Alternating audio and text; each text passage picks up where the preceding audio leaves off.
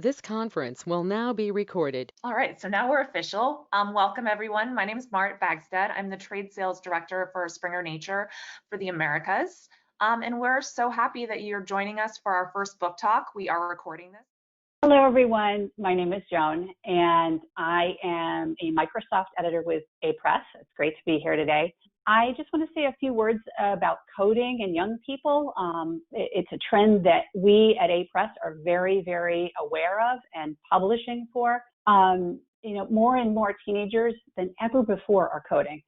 They're learning earlier through games like Minecraft, online applications like CodeSpark, STEAM camps and code camps that are happening throughout the school year and at libraries and in the community. These teenagers they're surpassing, their knowledge is surpassing their parents and even most millennials when it comes to what they know in internet usage and being tech savvy. They're less interested now in having kind of these cookie cutter apps and more interested in having technology that they can work with and they can use for their benefit. So over the next few slides, I'll be discussing the U.S. politics program specifically and showcasing some of our key titles forthcoming and recently published. And to that point, we're really lucky to have Duchess Harris on our list, who's a professor at Macalester in St. Paul, Minnesota, whose book Black Feminist Politics is actually now in its third edition with us.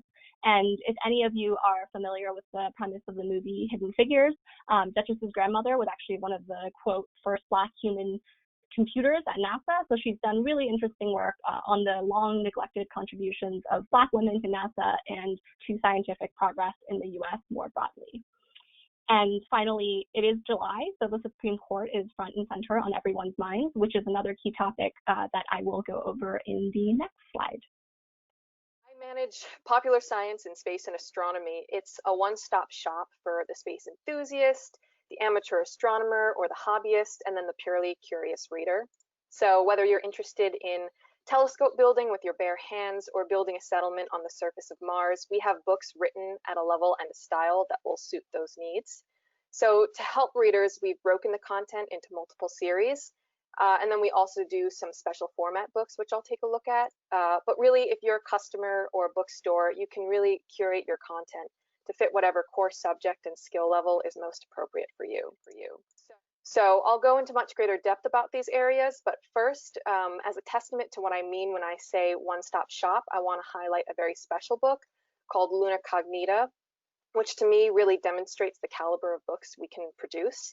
The cover for that is on the very far right.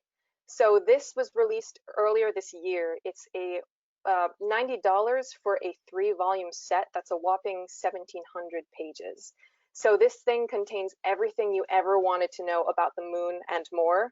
It's so much more than a dry encyclopedia. There's sections on science, history, practical tips for observing the moon, and just it features 900 images, 400 of which are in color. It's printed on beautiful glossy paper. So the whole idea is this is a lifetime purchase and a lifetime investment, and any level of reader can find something in it that's worth their money and their time.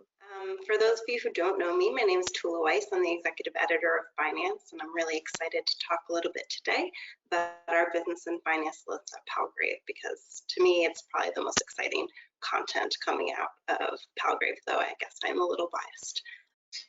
So these books make up a pretty big chunk of the professional business titles that we publish. They are aimed at C-suite executives, and they focus on leadership and strategy in contemporary times.